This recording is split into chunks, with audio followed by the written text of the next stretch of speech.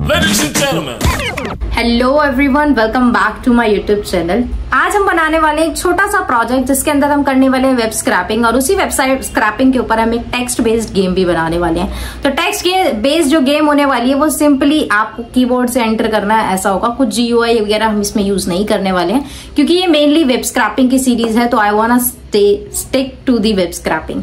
तो चलिए स्क्रीन पे चलते हैं और देखते हैं कैसे हमें वेब स्क्रैपिंग का प्रोजेक्ट बना सकते हैं। सो वेब स्क्रैपिंग करने के लिए मैं ये वेबसाइट यूज करने वाली हूँ जो है codes.toscrap.com। ये unsecured website, it means not secure website है। ये सिर्फ डमी वेबसाइट्स बनाई गई है ताकि आप वेब स्क्रैपिंग सीख सको। तो इसके अंदर आप नोटिस करना, यहाँ पे सारे के सारे कोड्स हैं जो आप स्क्रैप करने वाले हो। और राइट हैंड साइड पे अगर आप नोटिस करोगे तो यहाँ पे 10 टैग्स से रिलेटेड आपको कोड्स मिल जाएंगे। तो इनको एक्सट्रैक्ट करने के लिए चलिए बनाते हैं नोटबुक जुपिटर। तो मैंने जुपिटर नोटबुक में पहले से कोड लिख रखा है, तो चलिए देखते हैं। सबसे पहले मुझे चाहिए रिक्वेस्ट लाइब्रेरी। उसके बाद मैं यूज करने वाली हूँ ब्यूटीफुल सोप की BS4। उसके बाद मैं CSV यूज करने वाली हूँ ताकि मैं, क्योंकि अलग अलग फॉन्ट्स वगैरह भी होते हैं तो उसके लिए मैं यहाँ पे राइटर यूज कर रही हूँ। उसके बाद मैंने टाइम और रैंडम का यूज किया। टाइम और रैंडम का यूज मैं इसलिए कर रही हूँ क्योंकि मैं एक छोटी सी गेम बनाने वाली हूँ। उसके बाद तो सबसे पहले मैंने एक लिस्ट बना ली है। इसी लिस्ट के अंदर सबसे पहले मैंने एक ऑल कोड्स की लिस्ट बना ली जिसके अंदर मैं अपनी एक्सट्रैक्टेड कोड्स डालने वाली हूँ। उन्हीं एक्सट्रैक्टेड कोड्स के बाद मैं एक बेस URL और URL वेरिएबल बना रही हूँ। बेस URL में हमारा नॉर्मल URL रहेगा .com तक। .com के बाद अगर आप नोटिस करोगे तो इसके अंदर है /tag/truth। /tag/truth का मतलब क्या है कि ये एक्सटेंड हो रहा है, मतलब जितने ज्यादा पेजेस इसमें ऐड ऑन होते रहेंगे, जितनी ज्यादा चीजें आप इसमें क्लिक करते रहोगे तो URL अपडेट होता है हर एक वेबसाइट का। तो उसके लिए मैंने इसको 2 पार्ट्स में डिवाइड किया। बेस URL कॉमन रहेगा, करंट URL जो है वो अपडेट होता रहेगा। तो अब हम वाइल लूप लिख रहे हैं। वाइल लूप के अंदर सबसे पहले मुझे कॉन्कैटिनेशन करना है 2 चीजों का, दोनों URL का। एक बेस URL है हमारा, एक नॉर्मल जो अपडेटेड URL होने वाला वो है। उसके बाद मैं एक लाइन प्रिंट कर रही हूँ, नाउ स्क्रैपिंग। उसके बाद मैं ब्यूटीफुल सोप में से rs.text ले रही हूँ। rs.text के अंडर मैंने वेरिएबल में हमें एक्सट्रैक्टेड डेटा डालना है। उसके बाद मैं HTML का पार्सर यूज कर रही हूँ। HTML.parser भी आप यूज कर सकते हो। अगर आपकी सिस्टम पे ये वर्क नहीं करता है तो HTML5 lib यूज करो। उसके बाद जस्ट एक कॉमन चीज की, अगर कोई वेबसाइट डेवलपर वेबसाइट बना रहा है और वो वेबसाइट किसी पर्टिकुलर थीम पे है तो वो क्लासेस यूज करते हैं, मतलब एक कंटेनर्स यूज करते हैं। तो उसी कंटेनर का मैंने ये सजेस्ट किया है कि मैं अज्यूम कर रही हूँ कि उन्होंने कोट यूज किया होगा एज अ क्लास, तो इसलिए मैंने वहां पे लिखा है क्लास जो है वो कोट है।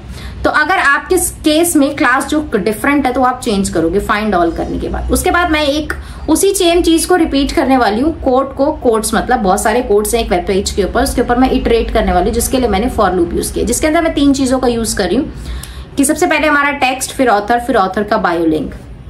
तो इसी फॉर्मेट में हमारा पूरा वेब पेज बना हुआ है, text, author name, bio link. ऐसे फॉर्मेट में हमें 3 चीजें यहाँ पे वेब पे मिली हुई है। तो उसी चीज को मैं एक्सट्रैक्ट कर रही हूँ ताकि मैं कॉलम नेम भी उसी अकॉर्डिंग रख सकूं। तो मैंने टेक्स्ट, ऑथर और बायो लिंक रखा है। बायो लिंक के लिए मतलब अलग अलग टैग्स होते हैं, जैसे मैंने आपको लास्ट वीडियो में बताया था, जिसके ऊपर आप इसको वर्क करो। तो href मैंने उसमें लिखा है और वो फाइंड करेगा नेक्स्ट बटन। अगर उसको नेक्स्ट बटन मिलता है तो ठीक है, वो एंकर टैग फाइंड कर लेगा। अगर नहीं मिलता है तो वो नेक्स्ट पे चला जाएगा। तो आइए इस चीज को एक स्ट्रक्चर्ड फॉर्मेट में फिर से समझते हैं। तो सबसे पहले मैंने एक वाइल लूप लिखा है। वाइल लूप के अंदर मैं वेरिएबल पे वर्क करने वाली हूँ, मतलब मैं वेरिएबल से स्क्रैप करने वाली हूँ डेटा को। तो एक लूप लिखा है जिसके अंदर मैं कॉन्कैटिनेशन कर रही हूँ URL का, जिसके अंदर 2 URL, बेस URL और करंट URL, इन दोनों का कॉन्कैटिनेशन मतलब एडिंग। उसके बाद मैं एक रिक्वेस्ट बना रही हूँ रिक्वेस्ट लाइब्रेरी का यूज करके, जिसके अंदर मैं करंट URL का यूज कर रही हूँ। उसके बाद मैं रिस्पॉन्स जो है रेस्ट वेरिएबल में सेव कर रही हूँ। रेस्ट वेरिएबल के बाद मैं प्रिंट कर रही हूँ मैसेज को कि URL इज बीइंग स्क्रैप्ड। उसके बाद मैं पास कर रही हूँ डेटा को यूजिंग पार्सर। rs.text के अंदर मैं उस पार्सर का डेटा सेव करने वाली हूँ। उसके बाद मैंने स्टोर डेटा को सूप वेरिएबल में डाल दिया। सूप वेरिएबल के बाद मैं एक्सट्रैक्टेड कोड्स को ले रही हूँ। उसके अंदर मैं कोड को फाइंड करने की कोशिश कर रही हूँ। मैं कोड्स को एक्सट्रैक्ट कर रही हूँ। कोड्स को एक्सट्रैक्ट करने के बाद मैं क्लास कोड को फाइंड करते हुए फाइंड ऑल फंक्शन लगाते हुए मैं उसको कंप्लीट इंडिविजुअल कोड्स को पेज पे से एक्सट्रैक्ट कर रही हूँ। उसके बाद मैंने उसको प्रोसेसिंग कोड्स करा, मतलब कोड्स के ऊपर प्रोसेसिंग करिए। बहुत सारे कोड्स हैं जैसे मैंने आपको बताया, तो उसके ऊपर ईच एंड एवरी कोड्स के ऊपर मुझे जाना है। उसके बाद अगर मैंने एक और लूप का यूज किया है जो हमारा फॉर लूप के ऊपर 3 चीजें हैं, कोड का टेक्स्ट, कोड का ऑथर और ऑथर का बायो लिंक। इन्हीं 3 चीजों को मैंने प्रोसेस करना है अपने आउटपुट के लिए। तो वेबसाइट पे आप देख सकते हो सबसे पहले टेक्स्ट, फिर मैंने आपको बताया ऑथर नेम और ऑथर का लिंक। उसके बाद मैं क्या कर रही हूँ, नेक्स्ट पेज के लिए जाने के लिए मैं नेक्स्ट बटन को फाइंड कर रही हूँ, मतलब क्लास बनी होगी नेक्स्ट नाम की, जिसमें मैं ये अज्यूम कर रही हूँ। उसके बाद आप इंस्पेक्ट करके भी पता कर सकते हो।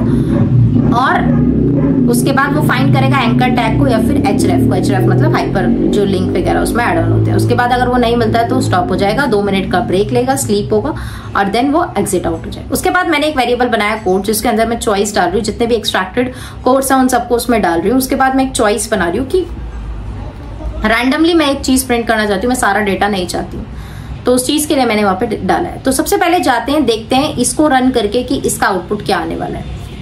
उसके बाद मैंने वाइल लूप लगा के एक मिनी गेम बनाई है जो टेक्स्ट बेस्ड गेम है, जैसे मैंने आपको स्टार्टिंग में बताया। तो सबसे पहले अपना आउटपुट जनरेट कर लेते हैं, देखते हैं कि क्या हमारे पास रैंडम जनरेटेड कोड्स जो है वो प्रिंट हो रहे हैं फ्रॉम द वेबसाइट और नॉट। यहाँ पर हमारे पास कोड्स जनरेट हो रहे हैं, हमारे पास रैंडमली जनरेट हो रहे हैं। तो दोबारा से इसको रन करके देखते हैं और ये हमारा डिफरेंट कोड हमारा इस टाइम प्रिंट हुआ है। तो अब ये वाइल लूप लिखा है, इस वाइल लूप के अंदर एक मिनी गेम है। मिनी गेम का क्या है कि आपको ऑथर का नाम गेस करना है कि ये कोड लिखा किसने है। कोड हमारा प्रिंट हो गया, इसके ऑथर के नाम को गेस करने के लिए आपको 4 गेसेस मिलेंगे, मतलब 4 ऑप्शंस मिलेंगे, 4 बार आपको मौका मिलेगा उस चीज को करने का। तो सबसे पहला मौका ये है। उसके बाद मैंने यहाँ पे कुछ भी डाल दिया, जैसे मान लो मैंने एंकर लिखा है नॉर्मली, तो अगर ये गलत होगा तो वो मुझे हिंट देगा कि ऑथर जो है वो इस दिन बॉर्न हुआ है।